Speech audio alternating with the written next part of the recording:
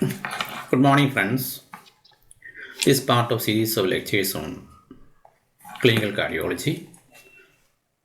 We'll start with the symptom analysis. What are the major symptoms of cardiac disease? The major symptoms are breathlessness, chest pain, palpitation, and sometimes we can get pre-syncope or syncope. And other symptoms can occur are edema. So we'll be mainly concerned with the major four symptoms, that is breathlessness, chest pain, palpitation, and pre-syncope and syncope. Other things will be discussed along with the examination. First we take dyspnea. What is dyspnea? Dyspnea by definition is the uncomfortable feeling of one's own breathing which is undue, or you can say undue awareness of one's own breathing which is usually uncomfortable. And whenever there is dyspnea, we should try to assess the severity in terms of patient's physical activity. And if the patient is having a cardiac problem, this can be done by the NYHA, that is New York Heart Association class of symptoms. They are not grade, it is class of symptoms starting from class 1 to class 4. Class 4 is symptoms even at rest. Any physical activity will produce symptoms. They can't be comfortable.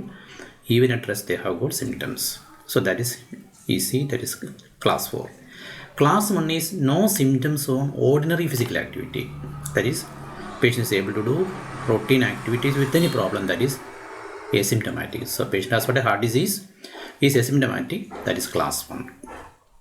Class 2 is symptoms with ordinary activity and slight limitation of physical activity. So they have got routine activities can be done, but physical activity produces uncomfortable feeling of the breathing. And class 3 is symptoms with less than ordinary activity. So grade into ordinary activity now produces no symptoms. Second is ordinary activity produces mild limitation. And third, marked limitation of the ordinary activities. That is how this should not be confused with the MRC grading of dyspnea. When you don't know whether it's cardiac or other cause of dyspnea, better to grade dyspnea. About the MRC grading, we'll discuss at a later time. Let us know what are the common causes for this dyspnea. The most important cause, it is left heart failure. The pathophysiology we will discuss in the next session. So anybody coming with breathlessness, think about a cardiac problem. Second very important condition is respiratory. So respiratory disease can be obstructive airway disease, interstitial lung disease, or any of the respiratory conditions can lead on to asthma, COPD, etc. Typical examples. Third is problems with the neuromuscular apparatus. Suppose patient has got myasthenia, motor neuron disease, or limitation of the chest movement as occurs in a case of ankylosing spondylitis. So the first thing we consider is cardiac, second is respiratory, third is neuromuscular, fourth always remember metabolic. Especially diabetes mellitus, ketoacidosis, or any condition that leads on to acidosis like renal failure or hepatic dysfunction, all can lead on to. And finally, one more condition, keep in mind, that is hysterical conversion reaction. That should be a final, it should be diagnosed by its own merit. So should not consider an elderly coming with breathlessness as hysterical. Again, remember, anemia can lead on to breathlessness because the oxygen is transported by the hemoglobin. So any patient with or without cardiac disease or a patient with a cardiac problem, whenever there is anemia, that can exacerbate the breathlessness. So that should also be kept in mind. So these are the common things we should keep in mind in relation to breathlessness. Now we think about what are the specific types of breathlessness. One thing always remember is orthopnea. So what is orthopnea? Orthopnea is something a patient develops breathlessness in the lying down position. Ortho means straight. In the lying down position, they develop breathlessness. So they have to be propped up or they have to sit up, or 2 or 3 pillows may be used at night for relieving the symptom, that is orthopnea. So second is paroxysmal nocturnal dyspnea. PND is a self-explanatory term. It is paroxysmal, it is nocturnal, it is dyspnea. The characteristic typical example is the patient goes to sleep without any problem. Somewhere in the early half of, that is at 12 p.m. or 1 p.m. they get up from sleep. Remember, the patient should be asymptomatic when they go to sleep. Suppose they had breathlessness and they had to lie down with the 2 or 3 pillows, or head has to be elevated, and he develops breathlessness. It doesn't come under the nocturnal dyspnea of the cardiac type. So the patient gets up from the sleep. He may cough 2 or 3 times, go to the window, take few breaths, and then the dyspnea disappears. These sort of episodes recurring several times, then it is called paroxysmal nocturnal dyspnea. And again, remember, usually on that day, once somebody develops a nocturnal dyspnea due to cardiac problem, he will not usually develop the recurrence of that on the same day. So these are the features of a paroxysmal nocturnal dyspnea. And what is the basic mechanism? This is due to, it is a pathognomonic of left heart failure. So a properly elicited history of paroxysmal nocturnal dyspnea means patient has got a left heart failure. Again, the pathophysiology we will discuss. Now just go into what is the mechanism of orthopnea rather than the pathophysiology. Basically, a patient with a heart failure, there is excess of fluid.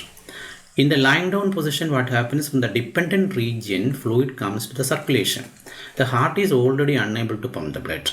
So this leads on to increase in the pulmonary venous pressure, and that leads on to breathlessness. That is number one cause. That is, the fluid is coming back to the circulation when the patient is in the lying down position. So in such a case, when the excess fluid comes, the failing ventricle is unable to pump the blood. So the patient develops a pulmonary venous pressure increases. Again, I will discuss the exact pathophysiology at next time. Just remember, it is the fluid coming back to the circulation.